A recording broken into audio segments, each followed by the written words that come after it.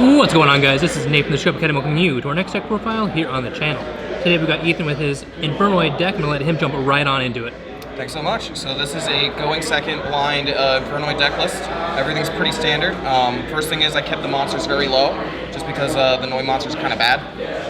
But the best one in the deck by far is 3 Infernoid Decatron, and basically what it is a foolish burial. What it does is you send any Infernoid to the grave, it gains its name, and it gains its level, and then it also gains its effect. So it is a foolish burial, and it is also a tuner, so you can actually go into how the Fibrax plays or any other plays with that to combo off. Next are the big ones. So I played 2 Nanunsu and then 2 Deviati. Okay. Anunsu is a summon effect of Dark Hole, and then it negates spell and traps and then banishes them. And then Deviati is a Heavy Storm, but then it negates monster effects.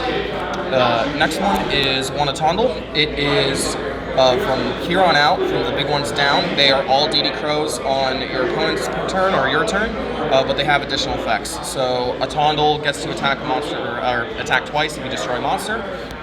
Played 2 Sidemus, and what that one does is it banishes a card on the field, does not target. 1 Sajet. You just played this for Void Feast, but if you do get the effect, it banishes a card face up from your opponent's extra deck of their choice. 1 Petrulia, that is a spell and trap pop, and 1 Harmadec, that is a monster pop. And then the last monsters I played, 3 Lava Golem. And the goal of the deck is really just to make sure you're breaking your opponent's board, and that's all you really want to do. And I noticed that most of the time, boards end on 2 monsters, so you can summon that, and you're not really worried about your normal summon, because you only play 1. So let them build their board, Lava Golem, and then go off. Yep, exactly. Now, for people who are just beginning to play this deck, if anybody's trying to build this, if you summon out your little guy, right, your Decatron, right, what do you want to send usually? So it depends on what board it is. It depends what's also in your hand. Usually if I have like Void Imagination, which I'll go into, I'll send a Deviati just to make sure it's protected. If I have Lair in my hand, I will send usually Sidemus, just because it's a DD Crow and you can tribute off your opponent's monster for that effect. Or I will send one of these smaller ones like the Harmadec or the Petrulia if I'm really worried about back row. Those are the most common ones I will send. Okay. Going into the spell and trap, or just the spells. A new addition to the deck is Void Apocalypse. Alright, I've never seen this card. What is this? So what you do is you can discard 1 card and you can send 1 Fiend monster from the deck to the grave. Okay. And if your opponent controls an extra deck monster, you can send this card to the grave and then send Infernoids up to the number of monsters they control that were special summoned from the extra deck. Okay. So you don't get the fusion monster, which is fine because if you're sending your Infernoids anyway, you just want them in the grave, and that's the whole point. So the next one I play is the Searcher, which is 3 copies of Void Banishment.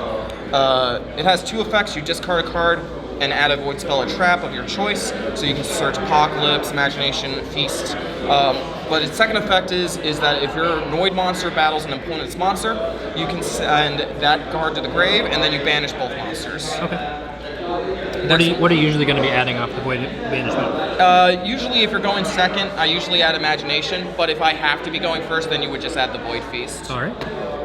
Next one is the best Void spell, and the reason why you would want to play the deck, Imagination. It's Shadal Fusion, but it sends up to 6 Infernoids of your choice. Okay. So, and that's what you would play for. And then its second effect is it makes all Infernoids level 1 if they were special summoned. So you can play that and you can get like a bunch of them out anyway, but you usually just use it for the fusion. Next ones are just a bunch of board breakers, so 3 copies of Dark Ruler No More. And when you say that you want to go second, you really mean it. Yeah, really going second. You just want your opponent to build up their board. You don't play any hand traps in the main. You don't play anything to stop them. You're just letting them build, and then eventually what will happen is you just destroy the board. Next one is 3 Lightning Storm. Again, you just want them to build, and you just want to shatter it, and then 3 Droplet as well. And that, again, this one is the best one to get. Or Lava Golem, but you just play a number of them and you just hope your opponent builds a great board and you just shatter it. Kind of a mean deck you're playing here. You let them build up their entire board, let them get all their hopes up, and then you just destroy it. Shatter their dreams, 1 step at a time. Next one, just for consistency, 3 Pot of Extravagance. I was playing Prosperity originally, but then I decided to cut it, only because while you do get to search, having more cards in your hand is a lot better. And your best monster in the extra deck is Tiara. Okay. Any other one, it really doesn't matter. So I'd rather draw 2 than get 1. Going in the field spells, 2 copies of Layer of Darkness. I'm actually going to cut this one to 1. I was playing it 1 layer at one point, but it makes all monsters on the field dark, and then you can tribute off your opponent's monster for the cost of the Infernoid monsters and to DD Crow. So it's a really good going first card, but it made it a little more, like I played 2 and I didn't see it that much as I wanted it to, and playing the 1 is just fine. 2 copies of Mystic Mine. Yes, I know, this is another card. I think it should be banned, honestly, but it is a really great card. It just stops Despia, it just stops everything. And your Infernoid monsters are actually really good with this, so if you have a baby monster or a Decatron, you can summon, send a DD Crow, activate the mine, and as soon as your opponent summons a monster, you can tribute for cost and banish a card in their grave. And it makes Mystic Mine live. It makes it live, yep, and that's the whole point of playing it. 1 copy of Set Rotation. It was okay. I usually set rotation for layer more than mine, and I really didn't, and I was fine with it, but I think of actually cutting that. 1 Terraforming, again, just to pick up your choice, and then you're playing your 3 extenders, 1 for 1, Monster Gate, and Reasoning. This one's the best one out of all 3. That's why you play 2 layer, so if you have layer, you can tribute off and just mill, and yeah, that's it. Now, if somebody's playing you, like they build their board game 1, you just destroy their board, you OTK them. Yep. They side in, they say you're going first. Yeah. What do you do? My side is actually a bunch of hand traps. Okay, so and yeah, and I can actually go into it, but if you're going first, you also just play the 1 copy of the Feast. Okay. So you're really good. You're going first board. Your best one you're gonna have is a layer, Feast, Pass. And I was gonna say, I saw that Void Feast over there. I was like, is he gonna bring that in or not? Yeah. So those are all the spells, and that is the trap. Going into the side, really quick. You do play a bunch of hand traps in here, so I do play 3 copies of Ash, just the best hand trap right now, and then 3 copies of Gamma and the Driver. And you'll always open the Driver? And yes, if you open the Driver, you have the best hand in the game. This is my thing. Another good card that I really think people are very sleeping on is Mistaken Arrest. Why do you say that? Because it just, until the end of the next turn after the call resolves, neither player can add cards from the deck, and every deck right now really just adds. Branded, Sword Soul, Sky Striker, Flunder, they just add. And everything I play, if you hit me with a draw, I'm probably going to lose. Yep, So. And this actually, I think it's a little bit better, especially since your deck's going second, because if you side into this, they can de-shifter it, but it still goes off, because you don't have to send it to the grave. So it still hurts them, and anytime I played it, people pass, so I might bump that up to more than just 2. 3 copies of MST. It was between this or Twin Twister, and I want to make sure I have as many cards in my hand as possible. So, and then lastly, the 3 copies of Infinite Impermanence. All right. For the hand traps. Now, I know you probably don't use the extra deck at all, but do you feel like going into that? Yeah, I can definitely go into that.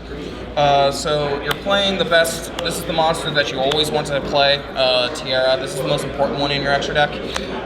What it does is it depends on how many monsters you send off with Imagination, but if you send up to 6, the most common one is that you send 3 from the extra to the grave, and then you mill the top 3.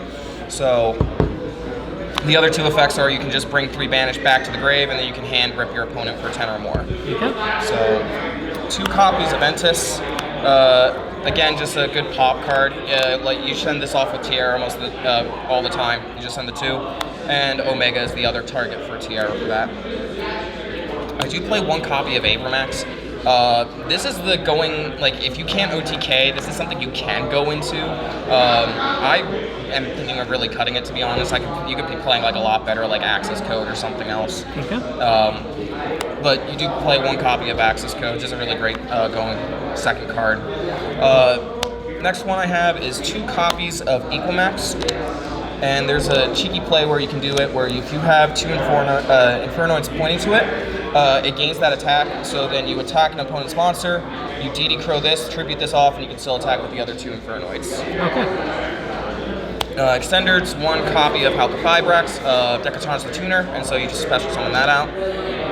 1 copy of Hida. If you can't make, or if you don't see Decatron, because people are playing Ash, I started to play it again, and it just goes into this, or it can go into, it can extend into the Equimax if you need it to. Just a nice, easy card. Next one is 2 copies of Gravity Controller. I started playing 2 because if you hit this off of Extravagance, it hurts if you have the Tiara, because they have to have, it's 8 or more that they can't summon up to. So if you have Tiara out, it makes it very difficult to summon the Infernoids. So you just play 2 just in case, and then 1 copy of Almirage to wrap up the whole deck profile, just to get rid of Decatron if somebody negates it. All right. Is there anything that you would change in the main deck? I'm definitely going to bump up Mystic Mind to 3, unfortunately. It's just a really good card right now. It's kind of a sin, but all right, whatever. The set rotation I'm really thinking of cutting, and I'm actually gonna consider Raigeki over Lightning Storm and just play an extra copy of Duster for the set rotation, just so in case your monsters are or opponent's monsters playing defense, it makes it a lot easier to OTK. All right, Ethan. Well, thank you so much for bringing us your Infernoid deck. If you guys have any questions for him, make sure to leave those down in the comment section below. I'll try and get him in here to answer any of those questions you might have. Might have some combo as well, but make sure to stay tuned later on this week. We will have some live duels so you can see this deck in action. But that's all I've got for now, guys. Thank you so much for watching. As always, this is Nathan Academy setting it for now. Peace out.